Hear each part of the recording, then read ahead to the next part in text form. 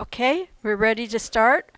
I'd like to welcome everyone here this evening and welcome to the Village of Cumberland Village Hall meeting. And we are honored to gather on the unceded traditional territory of the Comox First Nation peoples. The Village Hall portion of this meeting will be live streamed on the Village of Cumberland YouTube channel. And before I start, I have something I'd like to say. I wanted to let residents know a little about the budget process that happens each year. The budget process kicks off in May each year.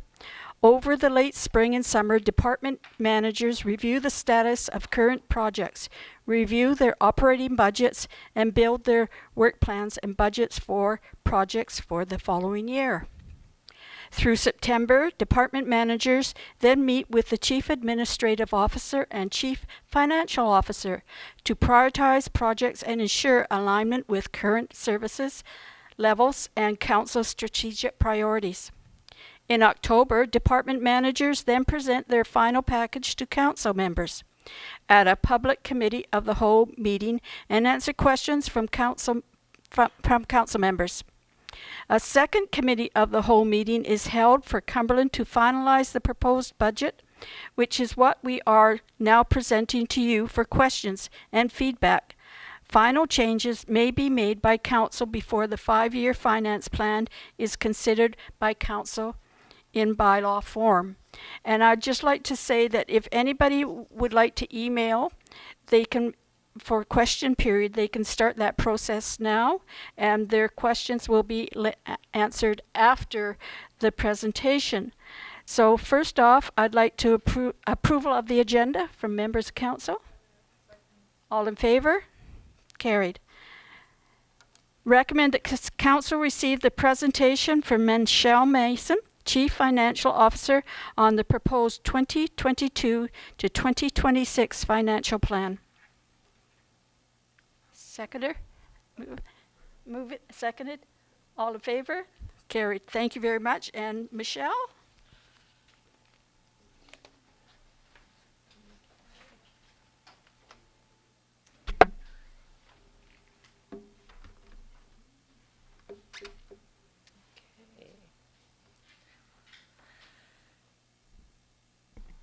Good evening.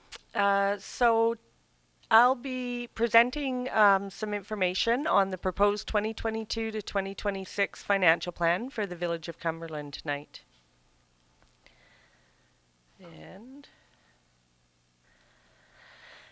Okay, so Council has directed staff through their strategic priorities to focus on the overall priorities and the 4 focus areas when they are looking at their work plans and their financial plan.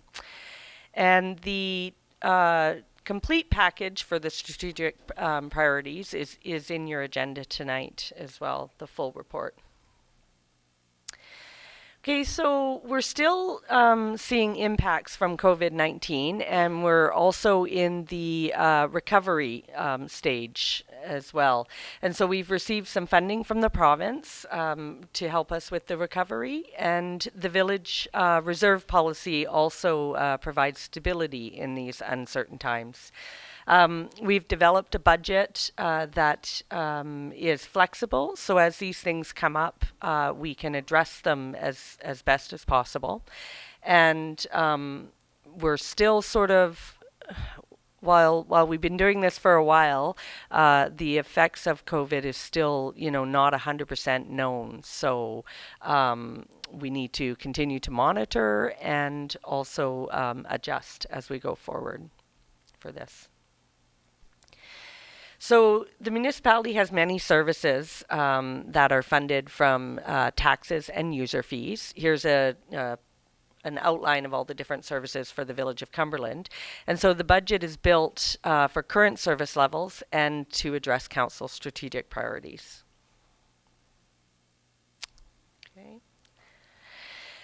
So the proposed 2022 to 2026 financial plan is a budget that attempts to balance immediate priorities along with the need for increases to reserves for asset renewal as well as future policing costs, and also staffing needs for current service levels. So the proposed plan shows an overall property tax revenue increase of 5.39%, and that's just over $184,000. And this is to existing ratepayers. As you can see, we're a small municipality, and small municipalities have a small tax base. So we don't receive a significant inflow of funds when we increase tax revenues. And we also, that goes for our utility user fees and our frontage taxes as well. We just see a small influx. So, it just creates challenges for us small municipalities to raise funds in the short term. Also, at the Committee of the Whole meeting, Council had asked me how the 5.39% is broken out between capital and operating. And so if you think of it in terms of breaking it out between the capital reserve transfers and the operating budget increases, you would see that 5.39% represents 3.32% for capital and 2.07% for the ongoing operating and debt payments. And part of the financial plan bylaw is the tax policies. Each year, Council needs to decide how they want to distribute their property tax revenue between the different property classes. So this is how 2022 taxes will be distributed if we were to base it on last year's distribution. And so Council, though, has opportunity over the next couple of meetings while they consider the financial plan bylaw to review this distribution. So they'll have that opportunity. So the next 3 slides shows the impact of the proposed financial plan is expected to have on an average single-family household, a strata-owned type condo unit, and a business with a median assessment value. So we've also had to make a few assumptions tonight, a couple assumptions. We do not have the 2022 assessment values yet, and we don't have tax rates from the other taxing authorities. That would be like the school tax, police, the regional district charges, that type of thing. So for these examples, we have used the 2021 assessment values, and we've also estimated a 5% increase to the tax rates for the other taxing authorities. But of course, it's important to note, though, that once we receive those rates, that these numbers will change. Oh, good question. So that's a homeowner grant. So the province, if you own your home and you live in it, then you're eligible to claim a homeowner grant to the province. And so they will pay the municipality the basic for people under 65 of $770 to us against your property taxes. So well, if you're a first-time homeowner grant claimer, you can just phone the office and ask them for help. But you can also go on our website, and there's a link to the provincial website that you would go in, and it's pretty easy to do if you're used to online processes. But you can also, when you go to that link for the province, there'll be like a 1-800 number that you could phone and claim it through that way, and. Yeah. It's something that you have to do every year too. That's important to note. You can't just claim it once and it's done every year. You have to actually claim it every year. Just on that topic, I wanted to ask two-part question. One is, do you get statistics on how those how many people you claim? Mm-hmm. Do you compare it all in terms of, I'm curious for enforcement, so let's say that I own multiple properties and renting a few or doing something like this. Mm-hmm. with the village, since you're on the ground and you're bylaw officers? How do you determine, is the village getting all the money that's available to it, or grants from the street? That's a good question. So, oh, So oh, people, thank you. okay. Sorry about that. Yeah. So the questions were if there's statistics on how many people claim the homeowner grant in the village of Cumberland, and who enacts as enforcement to ensure that the funds are coming from the province. And who enforces it to ensure that people don't claim more than one grant for a household? So, so first of all, our financial system wouldn't allow the same owner to claim a grant for two different houses. So they would have to choose which house is their principal residence. But say a wife and a husband owned two properties, and a wife claimed and a husband claimed, you do have to declare that you are the principal, that you're eligible for this grant. And the province has a form that can be filled out if somebody does believe that that there's some funny business going on. And we, as the tax collectors, are actually responsible. Like if we knowingly know somebody is claiming a homeowner grant that they're not allowed to, we have to fill that form out. So I understand correctly, it's similar to our bylaw process without a complaint, you don't actually require some sort of a process that was initiated by a citizen of Cumberland. Mm-hmm. Am I understanding that correctly? Yes, so the enforcement of it is actually from the province, and we're just their vehicle for that. So we would, if someone came forward or that kind of stuff, then yeah, we would fill out a form on behalf of that. Something that triggers through the CRA or through government that sends you an email, which with all the spare time goes, okay, we'll just send out the whole bylaw officers that way and check it out. You know, that's not how it works. No. However, we will get requests for information, and it could be years down the road, and somebody could be found in contravention, like for a few years, and be in probably a bit of trouble. It's quite a fine. I think it's a $10,000 fine if you get caught. And then my second question is, Mm-hmm. so if I have an ADU, I have my main home, say I live in that home, I rent out the other ADU, do I still get a homeowner's grant? Can I apply for that even if I have a separate ADU that I'm renting out and generating money? So you would get, okay, so just let me repeat that just in case I missed it. You're asking if you have an ADU, can you still claim a homeowner grant for your main house that you live in? But yes, you can claim a homeowner grant for the main house, but you cannot claim it for the ADU, unless, of course, that was your principal residence and somebody was renting out your home, your main house, then you would claim it on the other.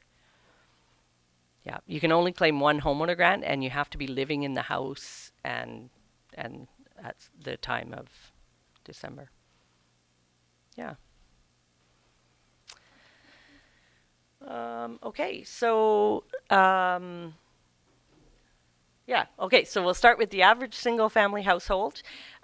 We expect that the impact of the taxes, as proposed in the financial plan, will result in a $164 increase. Then overall, when you add frontage taxes, the parcel charge for the water supply debt, and the utility fees, the estimated impact to an average single-family household is about a 6% increase, and that's about $218. Moving on to a multifamily household, we expect that the impact of the taxes as proposed in the financial plan will result in a $126 increase for a strata type condo unit. And overall, when you add frontage taxes, the parcel charge for the water supply debt, and utility user fees, the expected impact to an average condo strata type home would be a 6% increase, and that's about $177.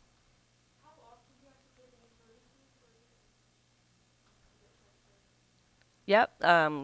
Good questions. How often do you pay utility fees? So every municipality is different. So the Village of Cumberland bills you for utility fees every quarter, so every 3 months, and you would need to pay it within 30 days of that bill. But the property taxes, then the frontage and parcel charges, those are annual, and they come up in about May of each year. So there you go. So we're moving on to a commercial property. So this is an example of an assessment, commercial property that has a median assessment. So it's very difficult to present an average assessment base for a commercial property because they're all over the map. So median assessment is a property where 50% of the commercial properties are less than in value than this particular example, and 50% are greater than this particular example. So we expect that the impact of taxes as proposed in the financial plan will result in a $328 increase for this type of commercial property. And overall, once you add the parcel taxes for frontage and the water supply debt, and then the utility user fees, this type of a commercial property would see a 5% increase, which is about $373. And so at this time, I'd just like to caution everybody, though, that property assessments do not change equally across all properties. So things like market pressure or, say, improvements to a house, for example, will result in different assessment changes for different property owners. So these last 3 slides are just for example, based on example.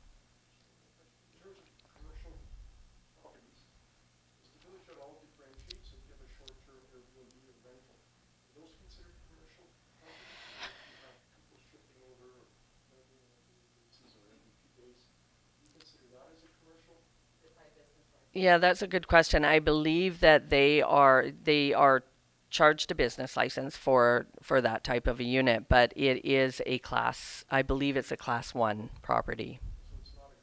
Not at this stage. No. There is there is like I think over so many units of a property, then you would be considered commercial. But other than that, it's yeah.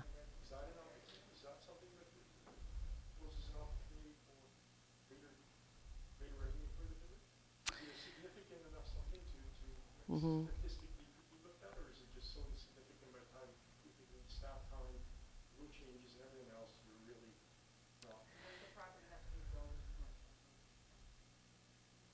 No, so you're asking about zoning, whether zoning would change, whether it's, and you're asking about if it's worth the village looking into to find out if it would be commercial. Yeah, so it's all based on BC assessment. We have to tax based on how BC assessment classes these properties, and so BC assessment goes. They do use some zoning, but they do use actual use when they're assessing and putting these businesses in class.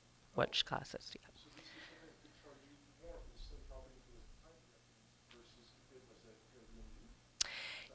Yeah, like if they felt like the market value of that place, like that property was higher because it had a commercial type of, like it was Airbnb, yeah, so they could assess. I'm not 100% sure of their process in how they find that out. And BC Assessment is on our website. It's a 1-800 number, and they are actually very accessible. Like you can call them and talk to them. I do every few months. So they're very helpful. Yeah. Yeah.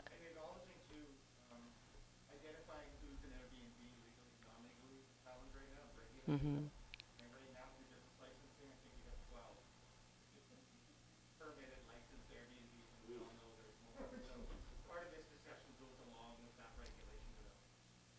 Yes. So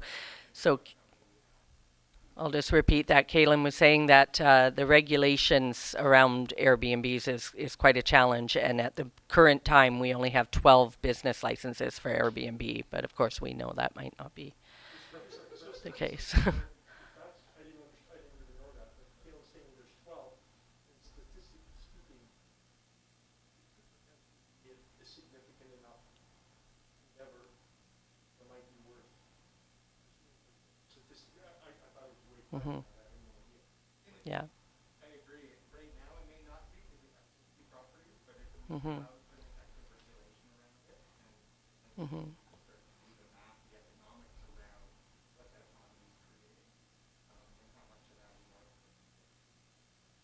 just tax revenue, but All the things, so, right, like that was kind of my question. Yeah. was going, Okay. We're chasing down 6 Airbnbs that are operating illegally just to make sense. That's right. Yes.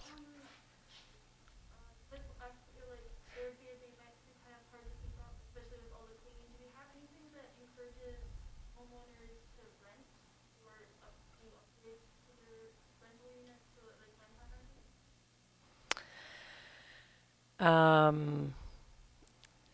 Okay, I'm going to try and understand your question. So, do we have regulations in place, do you mean, to make To help people help? either convert things into rentable units or like upgrades have like build fees like upgrades like for I know they have like windows and Mm-hmm. heating and stuff upgrades. Oh, yeah. Kind of things to help Incentive side. incentivize Right, help okay. people choose to rent rather than living rental all the time. Right. That's a good question. So you're asking about do we have anything in place right now that would incentivize people to rent long-term rent instead of Airbnb? So we do have a short-term rental process going to be taking place. Am I correct? Yes. And so there's a public engagement on that. So keep an eye on the website because you could really provide some value into that process. So, I did on the transportation. oh, good. Yeah, great. That's good. Okay, so here's a snapshot of the property tax revenues that are in the proposed plan. And of course, the 2023 to 2026 years will be reviewed again during next year's planning process. And then also, council has the opportunity to review their plan over the next couple of meetings when they consider their financial plan bylaws, their utility bylaws, and their frontage tax bylaws. And in addition to property taxes each year, the village also levies utility user fees and parcel taxes. So the 2022 to 2026 charges to the property owners for these services include your utility user fees, and those provide revenue to operate the water, sewer, storm, and solid waste collection services. And then also the frontage taxes, they cover the cost of the annual underground infrastructure replacement. And then finally, here at the bottom, there is the parcel tax revenue for the water supply project debt. And that started in 2021. That was an impact of COVID. We actually happened to borrow right at a time where interest rates had dropped significantly due to COVID, and so the parcel tax for that is quite low. But it's a 5-year term, and we will be refinancing again in 2026, and we expect that charge to increase back up to pre-COVID interest rates. So, My last question and stuff. The previous slide, I found fascinating. So when property values rise beyond what you anticipate, mm-hmm, you take whatever extra income comes in. Like, we've had $1 million home sales for the first time on Camp Road, mm-hmm, 5 of them. mm-hmm, So I'm assuming that this year some of those properties are going to be way higher. mm-hmm. So when you receive extra funds that you're not budgeting for, you always put them into reserve, anticipating the extra police costs. Is that Yeah, so you're asking about if we have high assessment values, and that would that generate extra money for us? And if it did generate extra money, would we put that in a reserve to save for policing? So you're somewhat on the right track. So assessment values that increase for market value, we don't get any extra money for that because those are existing taxpayers. Their assessments just are very high, and if all of them are high in the village, then the tax rate per thousand of assessment goes down. So we just do it so that we can get this $184,000 extra. That's what we do. And so essentially the idea would be if, because we're a smaller municipality, probably all the assessments are going to be going up to that because of that, right? They can't really distinguish between Camp Road and, say, 2nd Street. They're very close together. So that will increase, that will impact all the rates. Now, what you're talking about with the contributing to the reserve for policing, we do actually have new properties that might come on board that we didn't tax last year, and that's where we get extra money, and that is what we, at the moment, contribute to a policing reserve so that we can save towards the high police costing, because those new taxes that are coming on board, the new properties, are actually increasing our population as they come on. And then if we increase to 5,000 people, then we have to pay like over $1 million for policing costs. And so we have to start saving towards that. That's right, building the revenue to save. Hi. When you say policing costs, are you talking just police or are you talking harm reduction as well as mental health? I'm not 100% sure what the service entails yet. We will get a package in December regarding when we start to pay the 70% of the policing costs, what that would entail. But I'm not sure what the service. Strictly for RCMP. Strictly for our CMP. Okay, I'd be interested in health as well as outreach regarding the Mm-hmm. universities. Yep. But Good. that would just be my hope, Yeah. advocacy, as well as maybe some people that are trained in harm reduction or the mental health. That's great. That's good to hear. And you can have some input at certain council meetings. I think quarterly we get statistics from the RCMP, and then they do come, I think, once a year to ask us about what their work plan should be for Cumberland. So yeah, keep your eye out for our agendas. Okay, so we're getting close to the end here. So this pie chart shows the distribution between the different municipal services for all of the capital projects being proposed in the plan. You can find the capital projects starting on page 18 of your package. And you can also stay after the presentation and go around the room talking to the different budget managers with your project questions as well. And this is the final slide. It's a pie that illustrates how the operating expenditures are broken out between the different municipal services. So these expenditures include core operating budgets, special operating projects, debt payments, and that kind of stuff. And they're outlined starting on page 25 of your package. And you can also ask about those after the presentation to your different budget managers as well. And the proposed staffing increases that are outlined on page 17 of the package are also included in these expenditures there. And so finally, you can provide council with feedback. There is a comment form on page 36 of the package that you can add your feedback in writing, and you can email it to info@cumberland.ca. And any information received by the end of day tomorrow in writing, I will summarize and provide to council at the November 22nd meeting. And then going forward, they'll still get all of the written feedback that's provided to them at other meetings and in their updates.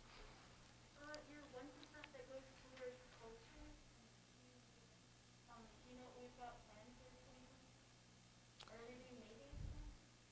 Which one where are you looking? Sorry. Uh,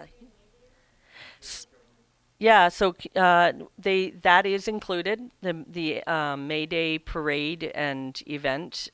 We do provide some service and community grant there. So this is your municipal events like Halloween events and Easter and stuff, and then it's also a community grant program, which the May Day is part of that program. They do get some funds. Yeah. Okay.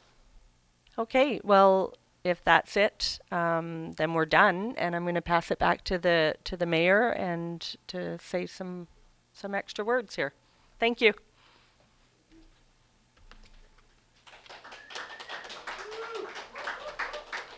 Very well done, Michelle, as always. Rachel, do we have any questions? You can sit up here because you're probably going to. Excuse me.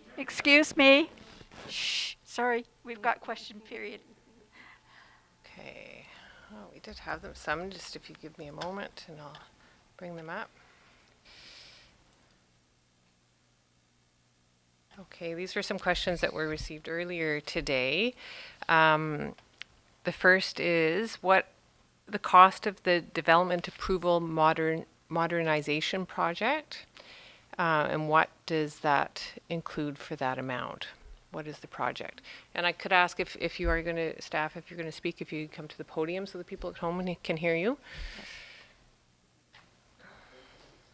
Courtney, would you like to go? Manager of. Introduce yourself. Sure. Hi, is this turned on? Yeah. I'm Courtney Simpson, the manager of Development Services. So I'll mention that entire amount, I think it's 229,000, is 100% funded by a provincial grant. And the project entails basically a review of our development approvals process, updating of bylaws, procedures, and public documents, depending on what the review identifies should be updated. And it also involves finding and buying and implementing software to manage our development applications, as well as training on the software and some extra staff support to make sure that we can continue our normal operations while we also learn how to use the new system, as well as digitizing a lot of paper materials we have to add to that system.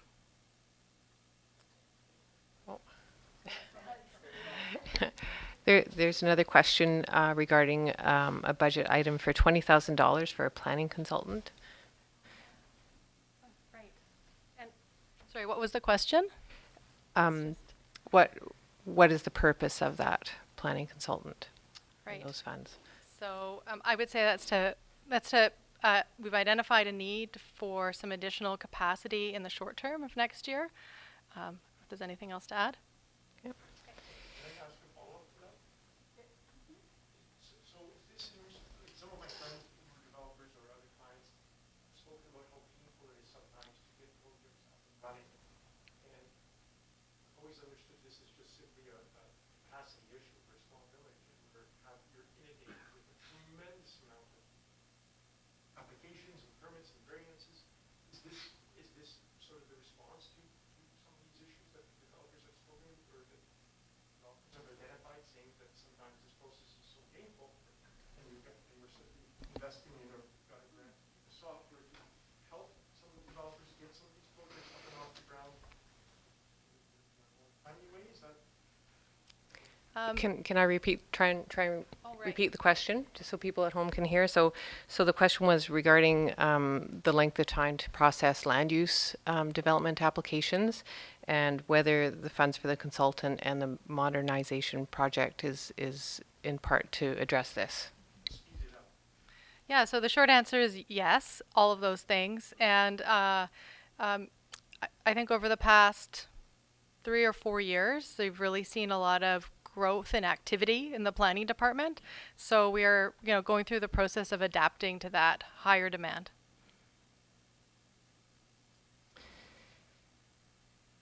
Okay. And I think the next question, I think Michelle is partially answered, but I'll just repeat it here. What happens if property assessments, which are determined by BC Assessment, increase by the 31%, which must be a market rate assessment or property increase? What happens if the assessments increase by the 31%? The prices of properties have increased this year. Yeah, so I did address that earlier, and but it's a good question. So what happens is council determines their tax revenue needed to balance their financial plan, and that is the tax revenue. We don't get anything more if assessments change. We don't. It's the tax revenue is the tax revenue.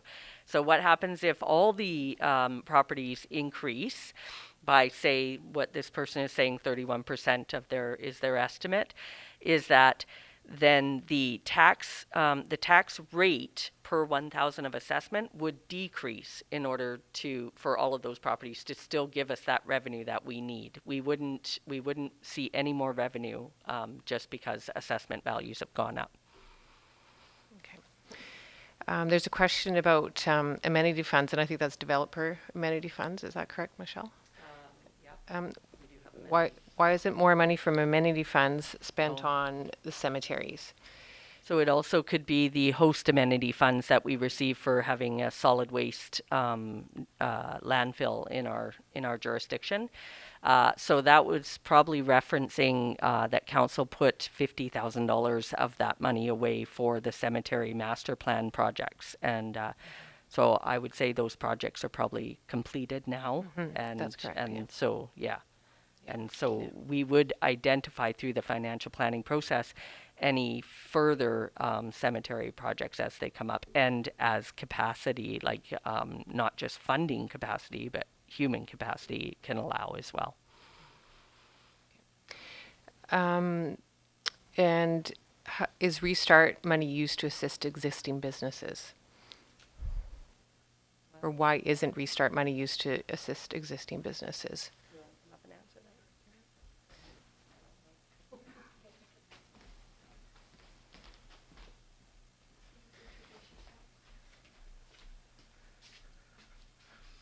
Thank you. Kalen Chambers, Economic Development Officer.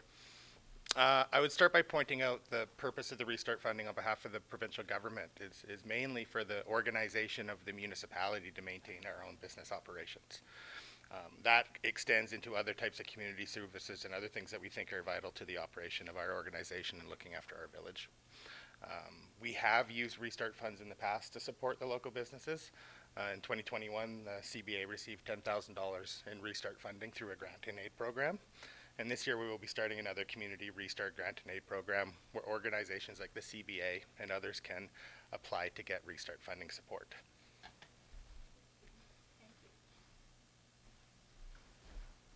Okay, and then we have a question about benches, why aren't more benches being placed around the village?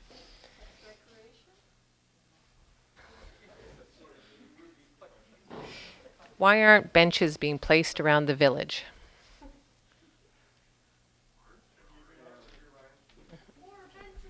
Okay. Good evening. I'm Kevin McFedrin, the manager of Parks and Recreation. I would respond by we have actually installed 4 benches. I think we've installed 3 and have one about to go in over the last couple of years. And that has been based on advice we've received from the Accessibility Committee. And so they've gone along some of our accessible pathways in the community. So 2 are in Coal Creek Historic Park in the wetland areas. 1 is also overlooking a wetland. I guess there's a bit of a theme here. At the entrance to the community forest. And then the 4th one is proposed. The final location, I'm not sure that has been determined, but it's near Village Park. So. We've got 3 hands up, but we're doing the ones on first, okay? And then we'll come back to all of you.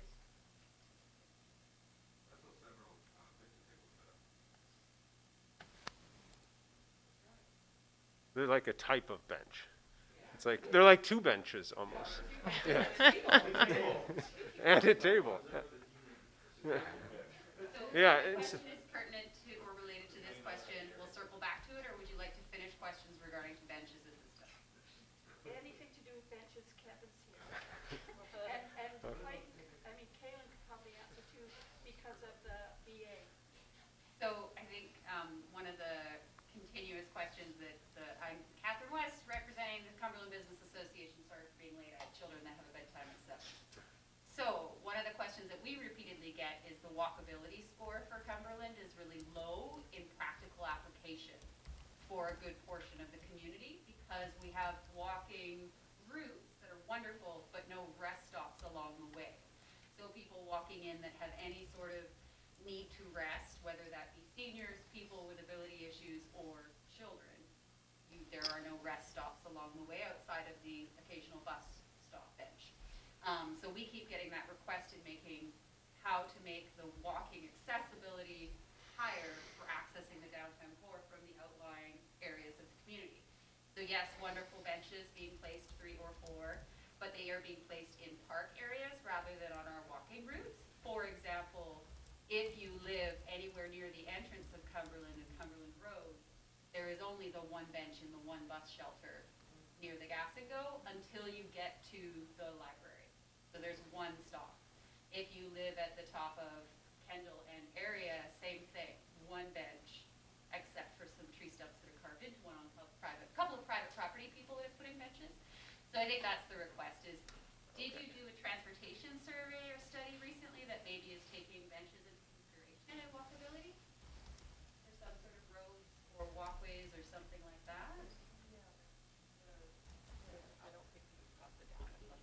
Would that have been yeah, I'm included in not that or is that familiar with that. I mean, in my role, we look to the accessibility committee in our accessibility plan, which I'm not sure whether took into account the kind of service that you're describing. Yeah. Which, yeah, I understand. I think they're slightly two different things.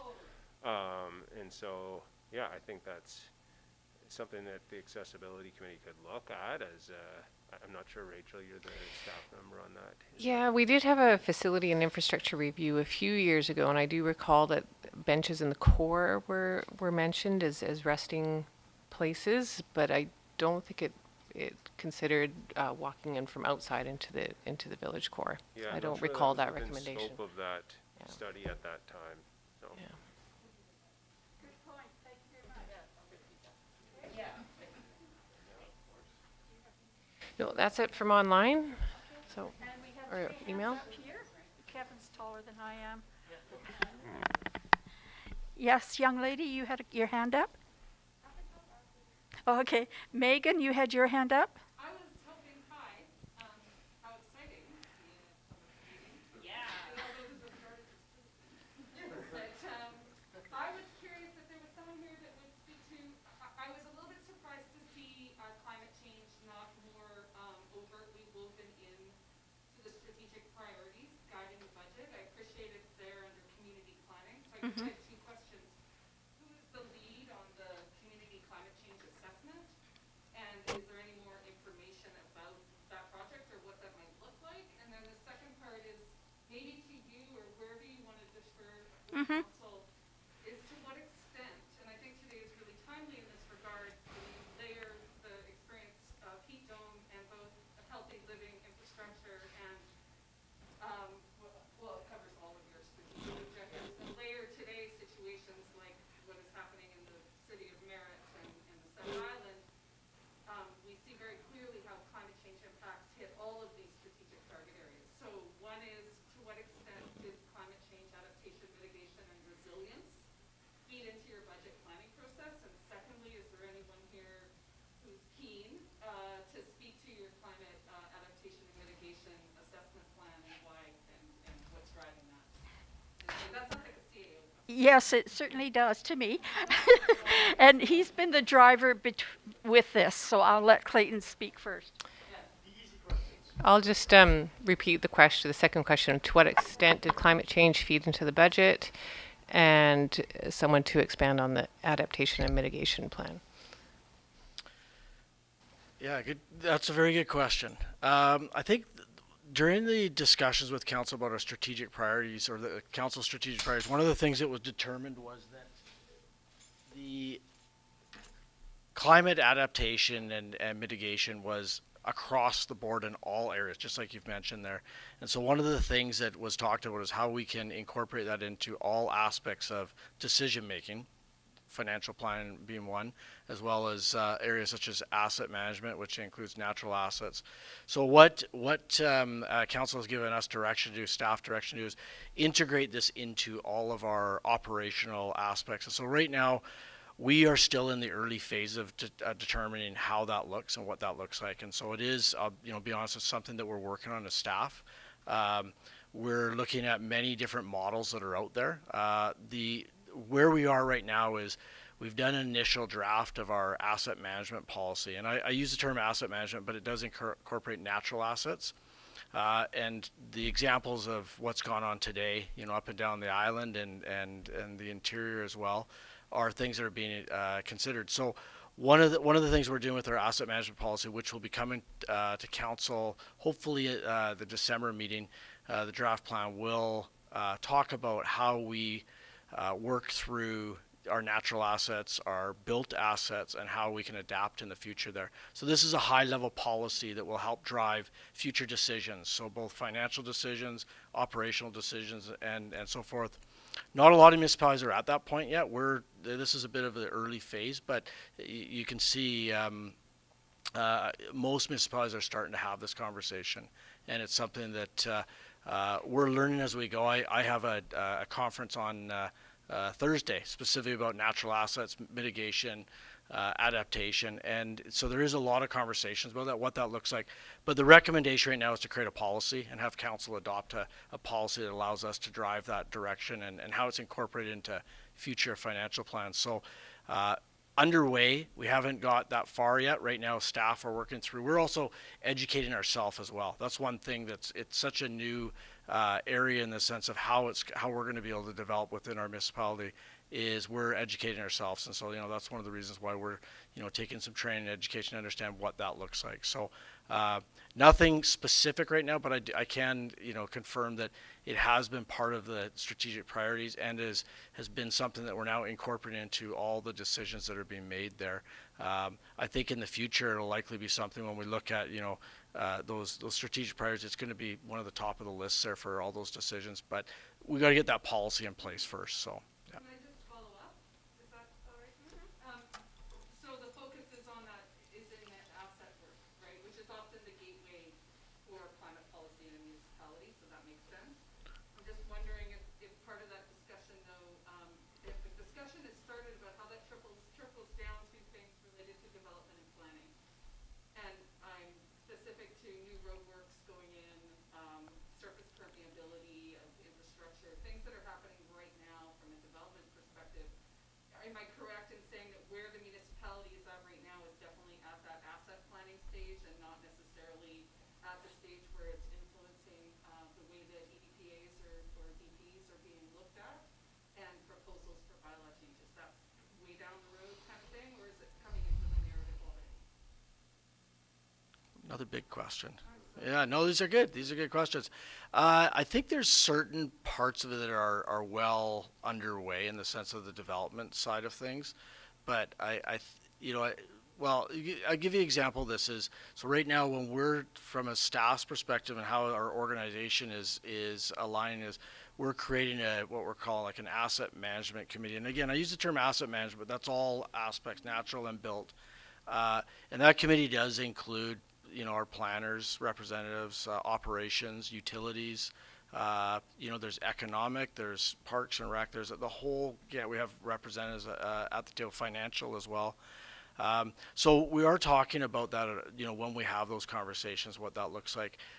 Some of the stuff is a little bit further along in the sense of those conversations and the development, but I would say at this point in time, we're still in the policy development phase for the majority of it, which really from a perspective of organization, we really will drive where we go, and that's where we'll get council's directions through that policy development. So some of it's been talked about and we've worked on some, but we're not way down the path on some of that as well. I'm hopeful that the priority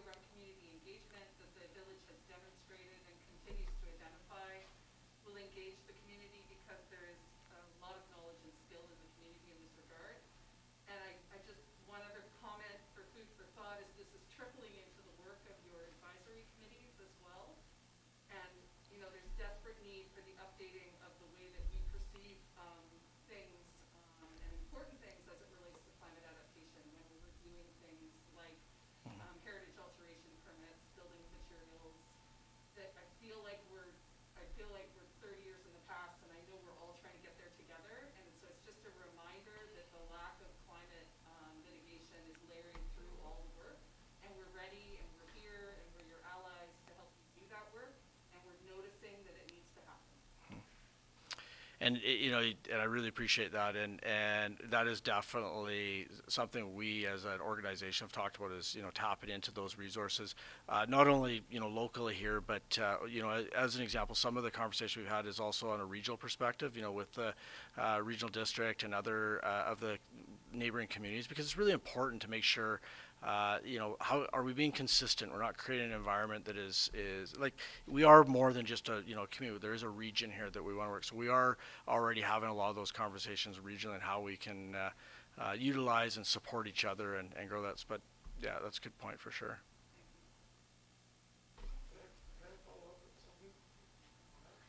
The young lady's been sitting with her hand up for a while. Pardon? There's this thing called the home efficiency report, and I was wondering if you guys are aware of it. It's like moisture proofing as well as like windows and like helping keep heat in. Is that the RAP program? This is the NSPC program, but I was Yes. thinking that with the moisture proofing, I think if more residents knew about it, we would be able to upgrade some of the houses. Mm-hmm. I just wanted to I think staff is aware of that program. Are they not? Yes. Yes. What I wanted to bring up is I really think that streetlights, I like how you guys said, I think there's a couple of solar powered streetlights, and I think balancing design, so like beautiful streetlights, kind of like an amber tone with the environmental side of having them solar powered or maybe having more clean energy systems is something that I value. And we're looking at that right now at council with hydro. Okay? We don't know what the outcome's going to be, but there are discussions going on. Okay? I could just, the comment was about street lights and using solar panels and amber lighting. Okay. If there's no other questions, we are going to adjourn the meeting of our official meeting, but you are more than welcome to stay and ask questions from any of the managers or and staff for any questions concerning the budget, and members of council are here also to address any of the questions or concerns that you have. Okay? So a motion to adjourn the Village Hall meeting? All in favor? Carried. Thank you very much. And thank you very much for coming out tonight. And please don't hesitate to come forward and ask your questions.